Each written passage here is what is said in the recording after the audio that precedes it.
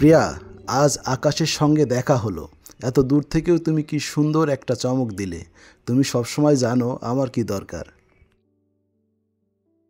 অবশ্যই, আমার ভালোবাসা এটা শুধুমাত্র তোমাকে বোঝানোর একটা উপায় যে আমি তোমাকে কতটা মিস করি।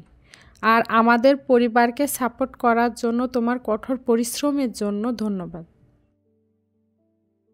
আশা করি নতুন জামা কাপড় তোমার পছন্দ হবে। আর আমি যে খাবারগুলো পাঠিয়েছি তা তোমাকে বাড়ির কথা মনে করিয়ে দেবে। বাবা, আমি তোমাকে খুব মিস করি। তুমি তাড়াতাড়ি ফিরে আসো।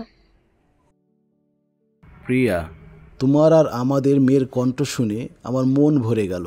বিশ্বাস করতে পারছি না যে তোমাদের শেষবার দেখার পর 2 বছর কেটে গেছে। এই প্রকল্পটা শেষ হলেই আমি বাড়ি ফিরব। তারপর আমরা সবাই মিলে আমাদের প্রিয় পার্কে ঘুরতে যাব।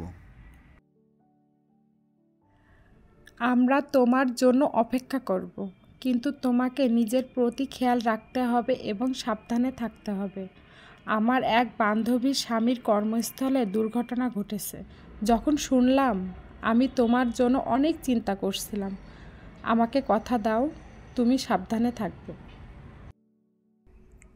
আমি কথা দিচ্ছি সবসময় সাবধানে থাকব, যাতে আমরা পুনরায় পরিবারের সবাই মিলিত হতে পারি।